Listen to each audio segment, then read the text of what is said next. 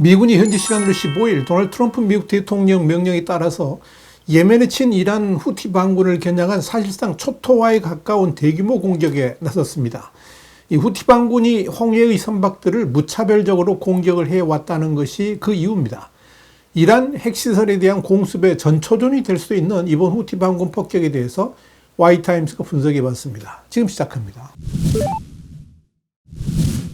트럼프 대통령은 현지 시간으로 15일 자신의 소셜미디어인 트루스 소셜에 나는 오늘 이에멘의 후티 테러리스트를 겨냥해서 결정적이고 강력한 군사행동을 하라고 미군에 명령했다라고 밝혔습니다. 트럼프는 이어서 우리는 목적을 달성할 때까지 압도적이고 치명적인 무력을 사용할 것이라면서 모든 후티의 테러리스트들에게 말한다. 너희의 시간은 끝났다. 이렇게 강조했습니다. 그러면서 그들이 공격을 그만두지 않으면 전에 본 적 없는 수준으로 지옥이 비처럼 내릴 것이다. 이렇게 경고를 했습니다. 트럼프는 후티의 지원 세력인 이란을 향해서도 경고를 잊지 않았습니다. 트럼프는 후티 테러리스트들에 대한 지원을 즉각 끝내야 한다면서 이란이 미국인과 미국 대통령에 대한 위협을 멈추지 않으면 전적으로 책임을 묻겠다. 이런 말도 했습니다.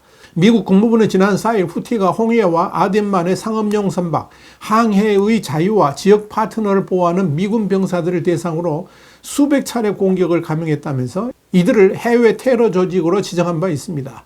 이와 관련해 로이터 통신은 현지 시간 16일 미국의 후티 공습은 앞으로 몇 주간 이어질 수 있다면서 이는 트럼프가 취임한 이래 가장 큰 규모의 미군 작전이다. 이렇게 밝혔습니다. 로이터는 이어서 이번 후티에 대한 공습은 미국이 테헤란에 대한 제재 압력을 높이는 한편 핵 프로그램에 대한 협상 테이블로 끌어들이려고 시도하는 동안에 발생했다. 이렇게 전했습니다. 여기에 대해서 미국의 인터넷 매체인 악시오스는 2주 전 미군 드론이 후티에 의해서 격추되자 트럼프는 14일 공습 계획을 승인했다고 밝혔습니다. 또 미군 당국자는 일부 동맹국의 공습 계획을 미리 알렸으며 앞으로 며칠 또는 몇 주간 이어질 가차없는 공격의 시작이다. 이렇게 말했습니다. 여기에 대해서 후티 반군이 운영하는 보건부의 아니스 알 아스바히는 미국의 공습으로 최소 31명이 사망하고 101명이 부상당했으며 대부분이 여성과 어린이였다라고 밝혔습니다. 또 후티 반군 정치국은 이 공격을 전쟁 범죄로 규정했습니다. 후티는 자신들이 운영하는 알마시라 TV를 통해서 이 침략에 대응 없이 그냥 넘어가지는 않겠다면서 우리 예멘 군대는 확전에 확전으로 맞설 만반의 준비가 되어 있다라고 밝혔습니다. 로이터는 이번 공습과 관련해서 사나이 주민들은 후티 반군의 거점 건물이 공습을 받았다고 말한다면서 폭발은 격렬했고 마치 지진처럼 동네를 뒤흔들었다라고 밝혔습니다. 로이터는 또 예멘 남서부 도시인 타이즈에 있는 후티 군사기지도 공습의 표적이 되었다면서 이로 인해 일부 도시에서는 정전이 발생했다라고 짚었습니다. 로이터는 특히 이번에 집중 공격을 받은 사다의 다이안 지역은 후티의 실질적 지도자인 압둘 마릭 알 후티가 종종 해외의 귀빈들을 만나는 지역이기도 하다라고 전했습니다. 후티는 2023년 10월 가자지구 전쟁 발발 이후에 이 팔레스타인 무장단체인 하마스를 지원한다는 명분으로 홍해를 지나는 이스라엘과 미국, 영국 등 서방 선박을 공격해 왔습니다.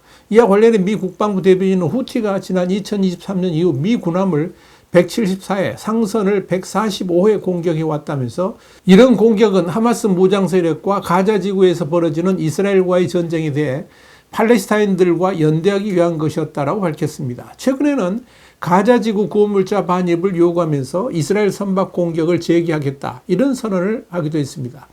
로이터는 여기에 대해서 조 바이든 전 정부는 후티 반군에 대한 공격을 통해 반격 능력을 약화시키긴 했지만 제한적이었다면서 그러나 트럼프 행정부는 보다 더 공격적인 접근 방식을 승인했다라고 밝혔습니다. 분명한 것은 후티 반군에 대한 대대적인 미군의 공격이 예사롭지 않다는 겁니다.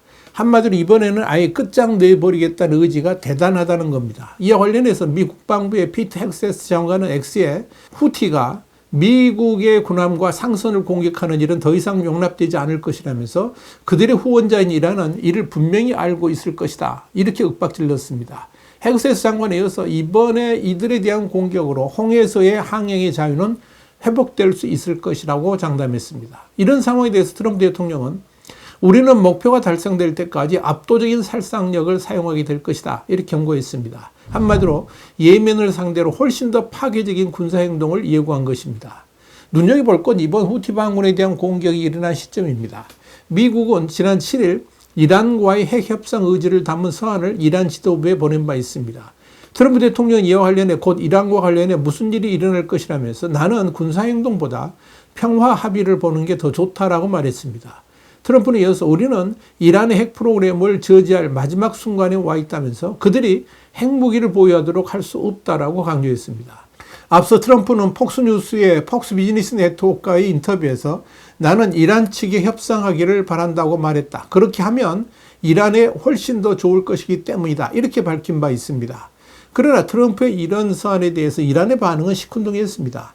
이란의 반관영 메으르 통신은 현지 시간 12일 트럼프 행정부가 이란 핵 개발을 막겠다며 경제 제재를 부과하는 최대 압박 정책과 관련해서 이란은 항상 협상이 열려 있지만 대화는 공정하고 존중을 보이는 방식으로 이루어져야 한다고 지적했습니다.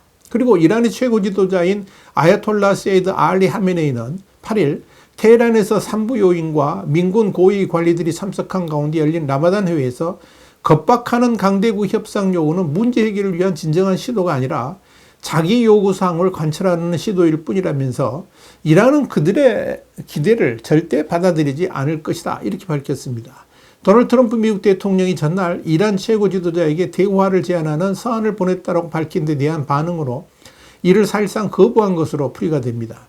트럼프 대통령 이란이 핵 프로그램에 대한 협상을 거부할 경우에 이란의 군사적 조처를 하겠다라고 위협했습니다. 앞선 지난달 초에는 이란에 대한 고강도 경제 제재 등으로 최대 압박에 나서도록 재무부에 지시하는 각서에 서명하기도 했습니다. 하메네이는 12일 트럼프 대통령 협상 제안을 여론을 오도하기 위한 기만 행위라고 규정했습니다. 아야톨라 하메네이는 이날 현지 대학생들과의 대화에서 미국이 약속을 지키지 않을 것이라는 사실을 알고 있는데 협상에 나설 이유가 있나? 그러면서 이같이 말을 한 겁니다. 그는 이어서 이 트럼프 행정부와의 협상에 나설 경우에 이란에 대한 제재를 더 강화하고 압박을 증가시킬 것이라고 주장을 했습니다.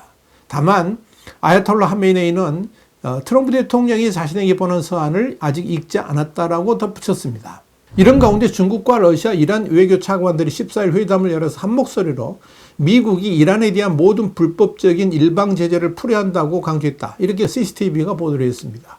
마자오시 중국 외교부 부부장 그러니까 차관은 이날 회담 후 기자회견에서 관련 당사국은 현 상황의 근본 원인을 제거하고 제재와 압박, 무력 위협을 벌이기 위해 노력해야 한다면서 이 같은 삼국 공동성명 내용을 전했습니다. 이들 공동성명에는 우리 그러니까 중러 이란은 유엔 안보리 결의안 2231호와 그 시간 계획을 강조하며 관련 당사국들의 상황을 악화시키는 행동을 피하고 외교적 노력에 유리한 분위기와 조건을 조성하기 위해 함께 노력할 걸 촉구한다. 이런 내용도 들어갔습니다. 다국적 회담 재개를 촉구한 것입니다. 안보리 결의안 2231호는 2015년 체결된 이란 핵 합의 그러니까 포괄적 공동행동 계획을 승인하기로 결의한 것으로 올해 10월이면 이 협정이 만료돼서 이후 이란이 핵무기를 만들 수 있다는 우려가 나옵니다. 이날 회의 결과에 대해서 로이터는 미국이 이란의 핵 협상을 요구한 가운데 중국과 러시아가 이란 편에 선 것이다. 이렇게 평가를 했습니다. 이렇게 갑자기 중국과 러시아의 손을 잡고 삼국 회담이 열리게 된 것은 이란이 미국과의 직접적 대화를 회피하고 유엔 같은 글로벌 기구에서 이 문제를 논의하자는 취지를 밝힌 것으로 보입니다. 그러나 이런 이란의 꼼수를 트럼프 대통령이 결코 받아주지는 않을 것으로 예상됩니다. 이미 트럼프 미국 대통령은 최근 이란 핵무기 개발을 막기 위한 최대 압박 정책을 다시 추진한다. 이렇게 선언했기 때문입니다. 결국 이란이 미국과의 직접 대화도 회피하고 이를 중국과 러시아가 옹이하고 나섰다는 점에서 미국의 불쾌감은 상당할 것으로 보입니다. 바로 이런 시점에서 미국은 1차적으로 후티 반군에 대한 초토화 폭격 작전을 시작한 겁니다. 그렇기 때문에 이번 후티에 대한 공격은 이란에게도 사실상 레드카드를 제시하는 효과가 있을 것으로 보입니다. 사실 이스라엘은 이미 이란의 핵시설에 대한 파기 작전을 결정한 바 있습니다.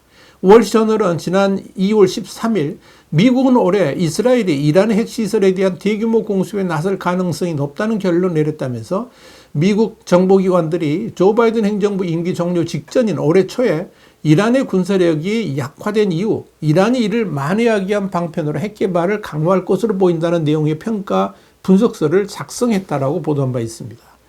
월저널에 이어서 이스라엘은 이란의 핵개발을 더 이상 방관할 수 없다라고 판단하고 있으며 도널드 트럼프 대통령의 취임이 핵시설 공습 감행 가능성을 높인 요인이 됐다라고 밝혔습니다. 바로 이런 결정이 트럼프 대통령이 이란 핵 프로그램 협상과 맞물려 있다는 점을 잊어서는 안 될 것입니다. 결국 이란이 미국과의 직접 협상을 거부한다면 그 다음 수순은 이스라엘을 통한 이란 핵시설 공격으로 이행될 가능성이 아주 높습니다. 물론 미국의 적극적인 지지 아래 이루어질 겁니다. 그렇다면 이란이 이런 미국과 이스라엘 합동작전을 막을 여력이 있을까요? 그럴 능력이 전혀 없다는 점에서 이란도 고심이 깊을 것으로 보입니다. 와이탄 국제정세 분석의 주북이었습니다. 감사합니다.